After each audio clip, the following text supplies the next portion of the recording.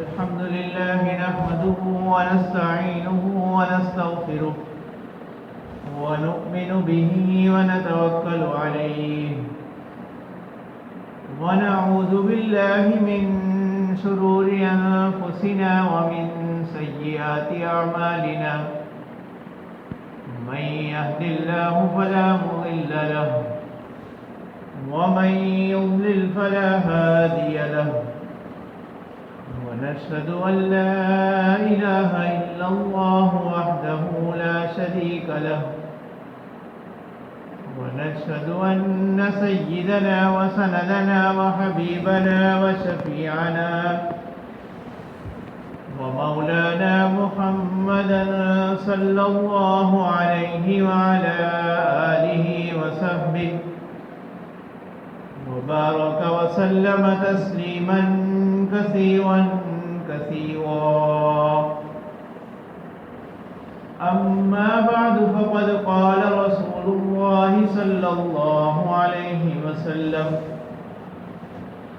من كان يؤمن بالله واليوم الآخر فليكرم ضيفه ومن كان يؤمن بالله واليوم الآخر فلا يؤذ جاره ومن كان يؤمن بالله واليوم الآخر فليقل خيرا أو ليصمت أو كما قال عليه الصلاة والسلام صدق الله مولانا العظيم وصدق رسوله النبي الكريم ونحن على ذلك لمن الشاهدين والشاكرين والحمد لله رب العالمين. عزیزان محترم، اللہ تبارک و تعالی نے دین اسلام کو اپنا پسندیدہ دین قرار دیا اور دین اسلام کی تعلیمات ایسی ہیں کہ جن کا تعلق صرف ایک شخص کے ساتھ نہیں، صرف ایک فرد کی ذاتی زندگی کے ساتھ نہیں، بلکہ دین اسلام ایک اجتماعیت والا دین کہ معاشرے میں انسان نے کیسے رہنا ہے، معاشرے میں دوسرے لوگوں کے ساتھ اس نے مل جل کر کیسے رہنا ہے، اور انسانی فطرت اسی چیز کو چاہتی ہے. اسی لیے دین اسلام نے کہ ایک خوبصورت معاشرہ وہ کیسے تشکیل پاتا ہے، کیسے ایک معاشرہ جو ہے وہ خوشگوار معاشرہ بنتا ہے، اس حوالے سے دین اسلام نے ہماری مکمل رہنمائی فرمائی. اور معاشرے سے بالکل الگ تھلگ ہو کر رہنا، معاشرے سے بالکل نکٹ جانا، علیحدہ ہو جانا، دین اسلام نے اس چیز کی ممانعت فرمائی. سرکار دو عالم صلی اللہ علیہ وسلم نے فرمایا کہ لا رہبانیت فی الاسلام، اسلام کے اندر کوئی رہبانیت نہیں کہ انسان ہر چیز سے قطع تعلق ہو کر بالکل علیحدہ ہو جائے، لوگوں کے ساتھ ملنا جلنا چھوڑ دے، لوگوں کے ساتھ اٹھنا بیٹھنا چھوڑ دے، لوگوں کے ساتھ بات چیت چھوڑ دے. تو یہ دین اسلام کا کوئی معیار نہیں اور نہ ہی دین اسلام کا یہ مطالبہ ہے، بلکہ دین اسلام کا تو مطالبہ یہ ہے کہ یہ سارے کام ساتھ ساتھ ہی چلیں. اپنی نماز بھی ساتھ ہوگی لیکن جو دوسرے فرائض ہیں وہ بھی ساتھ ساتھ ہی ہوں. اپنا روزہ بھی ساتھ ہی ہوگا، جو دوسرے لوگوں کے جو حقوق اس سے متعلق ہیں وہ بھی ساتھ ساتھ ہی ہوں۔ تو صرف اپنی عبادات کے ساتھ ساتھ جو دوسرے فرائض ہیں ان سے انسان کو چھٹکارا نہیں۔ مشہور حدیث مبارکہ ہے کہ نبی اکرم صلی اللہ علیہ وسلم کو ایک مرتبہ معلوم ہوا کہ چند صحابہ نے آپس میں یہ عہد کر لیا کہ مثلا کسی نے کہا کہ اب آئندہ کے بعد میں کھانا پینا چھوڑ دوں گا، میں ہمیشہ روزے رکھا کروں گا، اور کسی صحابی نے یہ کہا کہ آئندہ کے بعد میں بالکل الگ تھلگ ہو جاؤں گا، میں کوئی نکاح نہیں کروں گا۔ تو جب آپ صلی اللہ علیہ وسلم کو یہ باتیں پہنچیں تو آپ علیہ السلام مسجد نبوی میں تشریف لے آئے، اور آپ صلی اللہ علیہ وسلم نے خطبہ ارشاد فرمایا، اور آپ صلی اللہ علیہ وسلم نے فرمایا کہ میں تم تمام لوگوں میں اللہ تعالیٰ کے سب سے زیادہ قریب ہوں، اور اللہ تعالیٰ کے ساتھ جو تعلق مجھے حاصل ہے وہ تم تمام لوگوں کو حاصل نہیں۔ میں تو روزے بھی رکھتا ہوں اور افطار بھی کرتا ہوں، یعنی کبھی ایسا ہوتا ہے کہ میں روزہ رکھتا ہوں اور کبھی ایسا بھی ہوتا ہے کہ میں روزہ نہیں رکھتا، اور یہی ہماری شریعت کی تعلیم ہے۔ صوم داؤدی یعنی مسلسل روزے رکھنا، اس سے منع کیا گیا۔ اور آپ علیہ السلام نے فرمایا کہ میں نکاح بھی کرتا ہوں، میں نے شادیاں بھی کر رکھی ہیں، اور دیگر معاملات کو بھی میں پورا کر رہا ہوں۔ تو اس سے آپ صلی اللہ علیہ وسلم نے اسلام کی جو اجتماعی روح ہے، اجتماعیت کو نمایاں کر دی۔ تو جو حدیث مبارکہ پڑھی گئی اس کے اندر بھی اسلام کے اجتماعی پہلو کے حوالے سے 3 باتیں خاص طور پر سرکار دو عالم صلی اللہ علیہ وسلم نے ارشاد فرمائی۔ اللہ کے رسول صلی اللہ علیہ وسلم نے سب سے پہلی بات جو ارشاد فرمائی، اور اس کو کسی بھی شخص کے کامل انسان، کامل ایمان والا ہونے کی علامت قرار دیا، وہ ہے کہ فَلْيُكْرِمْ ضَيْفَهُ، کہ اس کے اندر مہمان نوازی کی صفت ہوگی۔ تو اللہ تعالیٰ کے رسول صلی اللہ علیہ وسلم نے فرمایا کہ وہ شخص کامل ایمان والا ہوگا، جس کا اللہ تعالیٰ پر بھی ایمان ہوگا اور آخرت پر بھی ایمان ہوگا، اسے چاہیے کہ اپنے مہمان کا اکرام کرے۔ اور مہمان کا اکرام کرنا یہ انبیاء کی، آپ صلی اللہ علیہ وسلم کے اصحاب کی سنت۔ حضرت ابراہیم علیہ السلام انبیاء میں سے وہ بہت زیادہ مہمان نواز گزرے، یہاں تک کہ وہ اکیلے کھانا کھانے کو پسند نہیں کرتے تھے، وہ انتظار کرتے رہتے کہ کوئی شخص، کوئی مسافر، کوئی مہمان ان کو ملے جس کے ساتھ وہ کھانا تناول فرمائیں۔ اور یہی بات جس وقت سرکار دو عالم صلی اللہ علیہ وسلم پر پہلی وحی نازل ہوئی تو پہلی وحی کے اثرات تھے، تو آپ صلی اللہ علیہ وسلم گھر تشریف لے آئے، تو حضرت خدیجہ رضی اللہ تعالیٰ عنہ نے جن الفاظ میں آپ صلی اللہ علیہ وسلم کو تسلی دی، آپ رضی اللہ تعالیٰ عنہ نے فرمایا کہ اِنَّكَ لَتَصِلُ الرَّحِمَ، کہ بے شک آپ صلہ رحمی کرنے والے ہیں، لوگوں کے ساتھ اچھا سلوک کرتے ہیں، اچھا معاملہ کرتے ہیں، ضرورت مندوں کے بوجھ اٹھانے والوں کے بوجھ کو اٹھاتے ہیں۔ اگر کوئی راستے میں جا رہا ہو، اس کے پاس وزن زیادہ ہو، بوجھ زیادہ ہو، تو آپ اس کی مدد کرتے ہیں۔ اور وہ لوگ جو معاشرے میں کما نہیں سکتے، ان کو آپ ان کی مدد کرتے ہیں، ان کی ضروریات کو پورا کرتے ہیں۔ اور ایک چیز آپ رضی اللہ تعالیٰ عنہ نے فرمائی، وَتَقْرِي الضَّيْفَ، اور اگر کوئی مہمان وغیرہ آ جائے تو آپ اس کا اکرام کرتے ہیں، اس کی مہمان نوازی کرتے ہیں، اور حق کے راستے میں آپ مشقتیں برداشت کرتے ہیں۔ اللہ تعالیٰ کی ذات آپ کو تنہا نہیں چھوڑے۔ تو ان جملوں میں بھی جو حضرت خدیجہ رضی اللہ تعالیٰ عنہ نے آپ صلی اللہ علیہ وسلم کی خصوصیات بیان فرمائی، آپ صلی اللہ علیہ وسلم کی جو خوبیاں بیان فرمائی، تو ان میں آپ کی ایک نمایاں صفت جو حضرت خدیجہ الکبریٰ رضی اللہ تعالیٰ عنہ نے بیان فرمائی، وہ یہی کہ آپ مہمانوں کا اکرام کرتے ہیں، مہمانوں کی مہمان نوازی کرتے ہیں۔ تو یہ چیز کیا ہے یہ اسلام کی اجتماعی تعلیمات ہی۔ آپ صلی اللہ علیہ وسلم ایک مرتبہ مسجد نبوی میں تشریف فرما تھے۔ اس دوران ایک کوئی مہمان آ گیا تو آپ صلی اللہ علیہ وسلم نے اپنے گھر پیغام بھجوایا، اگر کوئی کھانے کے لیے چیز ہے تو اس مہمان کے لیے پیش کی جائے۔ تو گھر سے جواب آیا کہ گھر میں تو پانی کے سوا جو ہے وہ کچھ بھی نہیں۔ تو تمام ازواج مطہرات کے گھر سے یہی بات پہنچی۔ آپ صلی اللہ علیہ وسلم نے صحابہ میں اعلان کیا کہ کون میرے اس مہمان کو آج کی رات اپنا مہمان بنائے گا۔ تو ایک انصاری صحابی وہ تیار ہو گئے اور انہوں نے آپ صلی اللہ علیہ وسلم سے فرمایا کہ اے اللہ کے رسول صلی اللہ علیہ وسلم، میں اس مہمان کو اپنا مہمان بناتا ہوں۔ تو چنانچہ وہ ان کو اپنے گھر لے گئے۔ وہ بالکل سادگی والا زمانہ تھا اور لوگوں کے پاس اتنے وسائل بھی اس وقت میں نہیں ہوتے تھے، تو وہ اپنے گھر مہمان کو لے گئے۔ انہوں نے اپنی بیوی سے کہا کہ آج ہمارے گھر اللہ کے رسول صلی اللہ علیہ وسلم کے مہمان آئے ہیں۔ تو ان کی بیوی نے کہا کہ آپ ان کو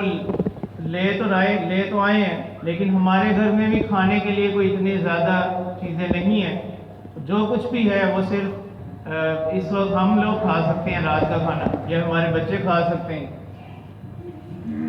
اب چونکہ رسول اللہ صلی اللہ علیہ وسلم کا حکم تھا، انہوں نے کہا کہ ایسا کرو کہ بچوں کو کسی طرح سے سلا دو۔ بچوں کو انہوں نے اپنی بیوی سے یہ کہا کہ بچوں کو کسی طرح سے سلا دو اور تم کھانا تیار کرو۔ تو کھانا تیار کرتی گئیں، اسی دوران انہوں نے بچوں کو سلا دیا۔ اب مسئلہ یہ ہوا کہ انہوں نے کہا کہ کھانا جو ہے وہ پھر بھی کم ہے، اگر ہم بھی ساتھ کھاتے ہیں تو یہ مہمان جو ہے وہ پیٹ بھر کر کھانا نہیں کھا سکے گا، پھر اس کو رات گزارنا مشکل ہوگی، جبکہ اللہ کے رسول صلی اللہ علیہ وسلم کا مہمان ہے۔ انہوں نے اپنی بیوی سے کہا کہ جس وقت تم کھانا لا کر رکھو تو تم کسی بہانے سے،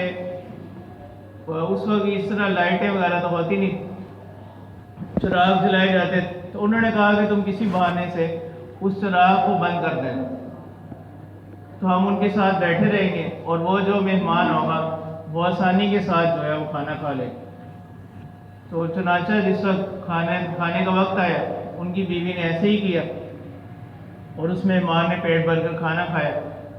تو جس وقت صبح کے وقت یہ صحابی فجر کے وقت تشریف لے گئے، اللہ کے رسول صلی اللہ علیہ وسلم نے ان سے فرمایا کہ اللہ تعالیٰ جو ہے تمہارے اس عمل سے راضی ہو، اور اللہ تعالیٰ کو تمہاری یہ بات بہت پسند آئی، اور اس موقع پر قرآن مجید کی آیت نازل ہوئی، وَيُؤْثِرُونَ عَلَىٰ أَنفُسِهِمْ وَلَوْ كَانَ بِهِمْ خَصَاصَةٌ، ایسے لوگوں کی تعریف کی گئی کہ جو اپنی ضروریات پر، اپنی ضرورت پر دوسروں کی ضرورت کو ترجیح دیتے ہیں، اپنے آپ کو پیچھے رکھ کر دوسروں کے لیے آسانیاں پیدا کرنے والے لوگ۔ تو اس آیت مبارکہ کے اندر ایسے لوگوں کی تعریف کی گئی۔ تو یہ پہلی چیز اللہ کے رسول صلی اللہ علیہ وسلم نے بتلائی کہ جو شخص اللہ تعالیٰ پر اور آخرت کے دن پر ایمان رکھنے والا ہوگا، اسے چاہیے کہ وہ اپنے مہمان کا اکرام کرے۔ اور یہ چیز جیسا کہ بعض حدیث میں آتا ہے کہ انسان کے گھر میں برکتوں کا سبب بنتی ہے، اور اس گھر کو ناپسندیدہ گھر قرار دیا گیا کہ جس گھر کے دروازے مہمان کے لیے بند ہوئے۔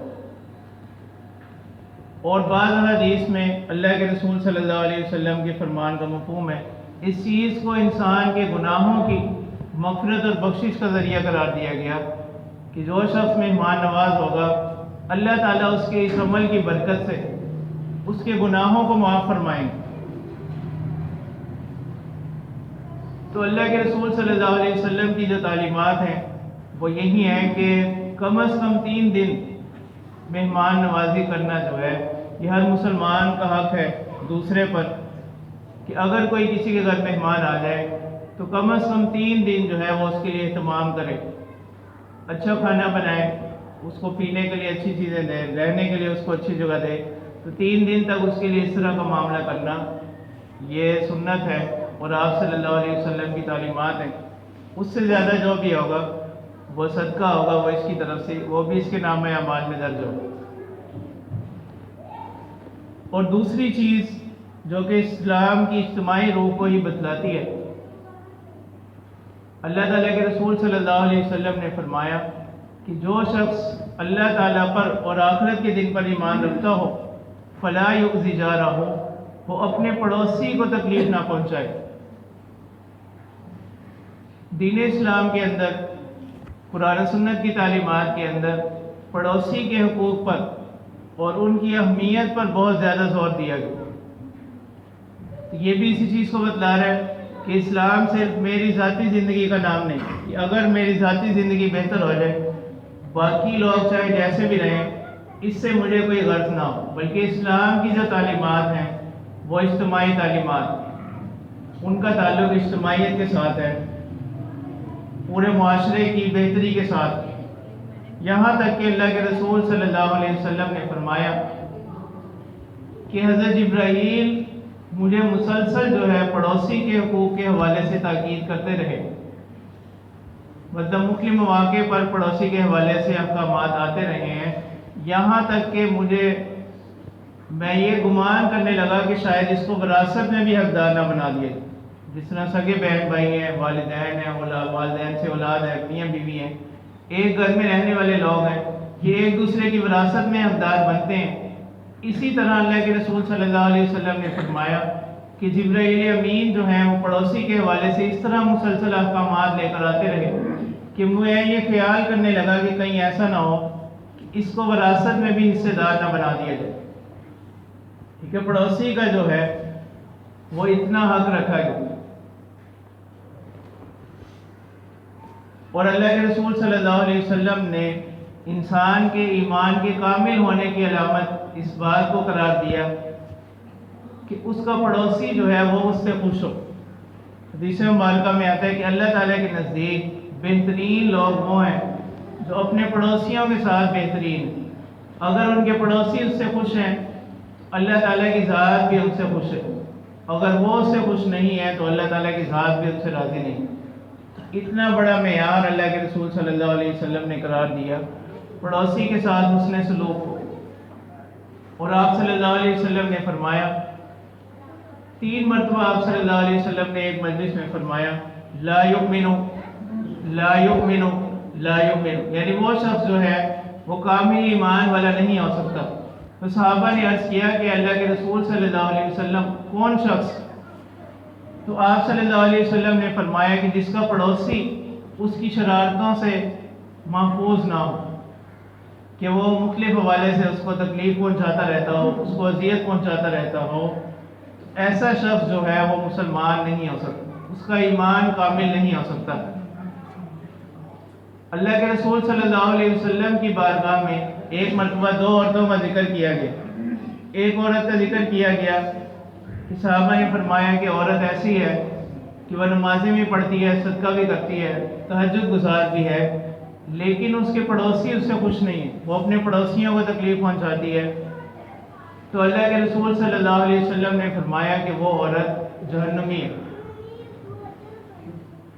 اور دوسری عورت کا تذکرہ کیا گیا کہ جو زیادہ صدقہ خیرات تو نہیں کرتی، نمازیں بھی نہیں پڑھتی،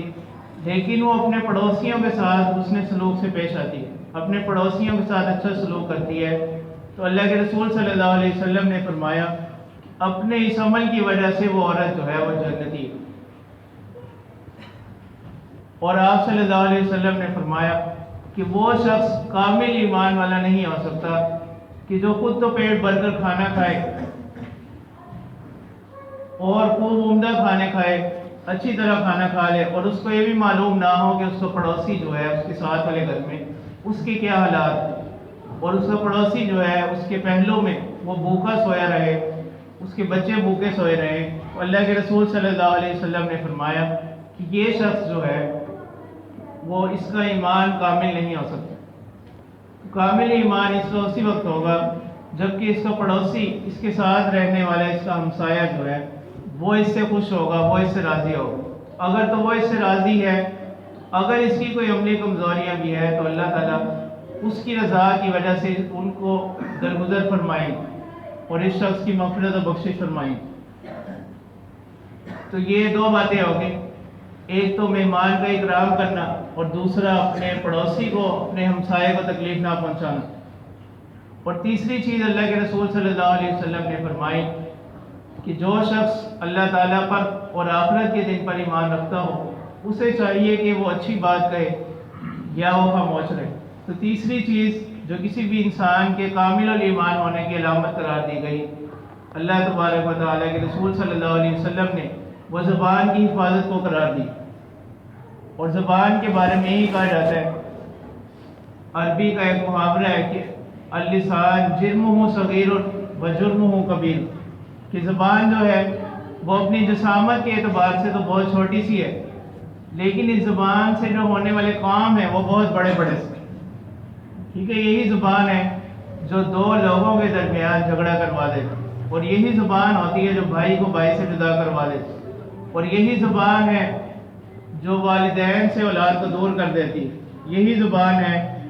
جو زوجین کو، میاں بیوی کو آپس میں ایک دوسرے سے جدا جدا کر دیتی۔ تو تیسری چیز جو اللہ کے رسول صلی اللہ علیہ وسلم نے فرمائی کہ جو شخص اللہ تعالیٰ پر اور آخرت کے دن پر ایمان رکھتا ہو اسے چاہیے کہ وہ ہمیشہ اچھی بات کرے۔ جب بھی اس نے کوئی بات کہنی ہو، اس بات کہنے سے پہلے اس کو سوچے، پھر اس بات کو بولے۔ اگر تو وہ خیر کی کوئی بات ہو، خیر کا کلمہ ہو، تو پھر اس کو اپنی زبان سے نکالے۔ اگر وہ کوئی خیر کی بات، خیر کا کلمہ نہیں ہے، پھر اس کو اپنی زبان سے نہ نکالے۔ اسی لیے اللہ کے رسول صلی اللہ علیہ وسلم نے فرمایا کہ مسلمان جو ہے، کسی مسلمان کو گالی دینا یہ فسق ہے، یہ بڑے گناہ والی بات ہے۔ اور مسلمان کی علامت یہ بیان کی گئی کہ اللہ کے رسول صلی اللہ علیہ وسلم نے فرمایا کہ مسلمان کے اندر اور کوئی کمیاں کوتاہیاں ہو سکتی ہیں، لیکن ایک مسلمان جو ہے وہ جھوٹا نہیں ہو سکتا۔ اب یہ جو جھوٹ بول رہے ہیں یہ بھی زبان کا ہی کام ہے، اور آپ صلی اللہ علیہ وسلم نے فرمایا کہ بڑی خیانت والی بات ہے، بڑے گناہ والی بات ہے کہ ایک شخص وہ کسی سے کوئی بات کرے، اس سے کوئی بات کر رہا ہے اور سامنے والا شخص جو ہے وہ اس کو سچا سمجھ کر اس کی بات سن رہا ہے، لیکن یہ اس کے ساتھ جھوٹ پر جھوٹ بولتا جا رہا ہے۔ تو اللہ کے رسول صلی اللہ علیہ وسلم نے فرمایا کہ یہ بڑے گناہ والی بات ہے۔ تو اب یہ جھوٹ بولنا یہ بھی زبان کا ہی کام ہے۔ جب انسان اپنی زبان کے استعمال میں احتیاط کرے گا اس سے یہ خرابیاں ظاہر نہیں ہوں گی، اس سے یہ گناہ جو ہے وہ سرزد نہیں ہوں گے۔ تو اس لیے اللہ کے رسول صلی اللہ علیہ وسلم نے فرمایا کہ وہ یا تو خیر کی بات کہے یا وہ خاموش رہے۔ اسی لیے اللہ کے رسول صلی اللہ علیہ وسلم نے انسان کے کامل الایمان ہونے کا جو معیار ہے وہ زبان کو ہی قرار دیا۔ اللہ کے رسول صلی اللہ علیہ وسلم نے فرمایا کہ صحیح معنوں میں مسلمان کہلانے کے حقدار وہی لوگ ہیں کہ جن کی زبان اور ہاتھ سے دوسرے مسلمان محفوظ، یہ اپنی زبان سے کسی کو گالی نہ دیں، یہ اپنی زبان سے کسی کی غیبت نہ کریں، اپنی زبان سے کسی کے بارے میں سخت کلمات نہ کہیں، اپنی زبان سے کسی کے بارے میں برے کلمات نہ کہیں۔ اللہ کے رسول صلی اللہ علیہ وسلم نے فرمایا کہ بڑا گناہ یہ ہے کہ انسان اپنے والدین کو لعن طعن کرے، اپنے والدین کو گالی دے۔ تو صحابہ نے عرض کیا، چونکہ وہ پاکیزہ معاشرہ تھا، اس وقت تو ایسے کوئی حالات ہی نہیں تھے، ٹھیک ہے، ہمارے دور میں تو یہ ایک عام سی بات اب ہو گئی دینی تعلیمات کی دوری کی وجہ سے۔ تو صحابہ نے عرض کیا کہ اللہ کے رسول صلی اللہ علیہ وسلم، کوئی شخص جو ہے وہ اپنے والدین کو کیسے گالی دے سکتا ہے جبکہ ان کا اتنا مقام ہے؟ اللہ تبارک و تعالیٰ نے تو ان کو اف تک کہنے سے منع کیا، اور ان کو کوئی کس طرح سے گالی دے سکتا ہے؟ تو اللہ کے رسول صلی اللہ علیہ وسلم نے فرمایا کہ انسان جو ہے وہ کسی سے بحث کرتے ہوئے، کسی سے جھگڑا کرتے ہوئے جب اگلے شخص کو گالی دے گا، اس کے والدین کو گالی دے گا، تو بدلے میں وہ اس کے والدین کو بھی گالی دے گا۔ تو یہ خود سبب بنا اپنے والدین کو گالی دینے کا۔ تو اس لیے اللہ کے رسول صلی اللہ علیہ وسلم نے فرمایا کہ بڑا گناہ ہے کہ انسان اپنے والدین کو گالی دے۔ تو لہٰذا ہمیں چاہیے کہ ہم اپنی زبان کے استعمال میں احتیاط کریں۔ جو بھی بات ہم نے کرنی ہو اس سے پہلے ہم تھوڑی دیر رک کر اس بات کا جائزہ لیں۔ اگر تو وہ کوئی خیر کی بات ہے، کوئی خیر کا کلمہ ہے، تب تو اس کو اپنی زبان سے نکالیں، وگرنہ جو ہے خاموش رہیں، اور خاموشی کے اندر ہی بہتری ہے۔ تو لہٰذا ہماری زبان جو ہے وہ استعمال کہاں ہونی چاہیے؟ ہماری زبان استعمال ہو خیر کی بات میں، خیر کے کلمے میں، ذکر و اذکار کے اندر، نبی اکرم صلی اللہ علیہ وسلم پر درود شریف کے لیے ہماری زبان استعمال ہو۔ اللہ کے رسول صلی اللہ علیہ وسلم نے فرمایا کہ قیامت کے دن میرے قریب ترین لوگ وہ ہوں گے جو مجھ پر کثرت سے درود پڑھنے والے ہوں۔ تو جتنا زیادہ کوئی شخص کثرت سے درود پڑھے گا وہ اللہ کے رسول صلی اللہ علیہ وسلم کے قیامت کے دن اتنا ہی قریب ہو۔ اور زبان جو ہے وہ کہاں استعمال ہو؟ خیر کے کاموں میں استعمال ہو، دو لوگوں کے درمیان صلح کروانے کے لیے استعمال ہو، لوگوں کو کوئی اچھی بات بتانے کے لیے استعمال ہو، کوئی خیر کی بات بتانے کے لیے استعمال ہو، کسی کی غیبت کرنے کے لیے، کسی پر بہتان تراشیوں کے لیے زبان کا استعمال نہ ہو۔ اگر ایسے ہی استعمال کرنا ہے تو پھر اللہ کے رسول صلی اللہ علیہ وسلم نے فرمایا کہ من صامت نجا، کہ جو شخص خاموش رہا اس نے نجات پا لی۔ خاموش رہنے کے اندر ہی بہتری ہے۔ اللہ کے رسول صلی اللہ علیہ وسلم کے ایک صحابی نے آپ صلی اللہ علیہ وسلم سے پوچھا کہ اب فتنوں کے زمانے میں کیا کیا جائے، یا انہوں نے کہا کہ مجھے کوئی نصیحت کیجیے۔ اس میں ایک بات اللہ کے رسول صلی اللہ علیہ وسلم نے یہی فرمائی، اپنی زبان کو اپنے قابو میں رکھو، کہ تمہاری زبان جو ہے وہ تمہارے قابو میں رہے، کس وقت کیا بولنا ہے کیا نہیں بولنا یہ تمہارے اختیار میں ہونا چاہیے۔ اور یہ کہا جاتا ہے کہ جس وقت تک انسان کوئی کلمہ اپنی زبان سے نہیں نکالتا اس وقت تک وہ بات یا کلمہ جو ہے وہ اس شخص کا محتاج ہوتا ہے، اس کا اس کے اوپر اختیار ہوتا ہے۔ لیکن جس وقت انسان اپنی زبان سے کوئی بات نکال دیتا ہے، کوئی کلمہ نکال دیتا ہے، اس وقت جو ہے اب یہ اپنی بات کا پابند ہو جاتا ہے۔ اب جو اس نے بات کی ہے اس کا اچھا یا برا نتیجے کا اس کو سامنا کرنا پڑتا ہے۔ تو اسلام کی اجتماعی روح کے حوالے سے یہ تین باتیں جو ہیں حدیث مبارکہ میں خاص طور پر بیان کی گئی۔ پہلا یہ کہ انسان جو ہے وہ مہمان کا اکرام کرے، اور دوسرا یہ کہ اپنے پڑوسیوں کو نہ ستائے، اپنے ہمسایوں کو نہ ستائے، اور تیسری بات یہ کہ اپنی زبان کے استعمال میں احتیاط کرے، خیر کا کلمہ ہی زبان سے نکالے وگرنہ خاموش رہے۔ تو اس سے بھی معلوم ہوا کہ اسلام جو ہے وہ صرف کسی بھی شخص کی اپنی ذاتی زندگی کا نام نہیں ہے، بلکہ اسلام جو ہے یہ ایک اجتماعیت والا دین ہے، لوگوں کے ساتھ رہن سہن والا دین ہے، اور اس کے حوالے سے اسلام جو ہے وہ ہمیں پوری تعلیمات دیتا ہے۔ تو دعا ہے کہ اللہ پاک جو ہے ہمیں ان قیمتی تعلیمات پر عمل کرنے کی توفیق عطا فرمائے تاکہ ہم ایک بہتر جو ہے معاشرتی زندگی گزار سکیں۔ آمین۔ وآخر دعوانا ان الحمد للہ رب العالمین۔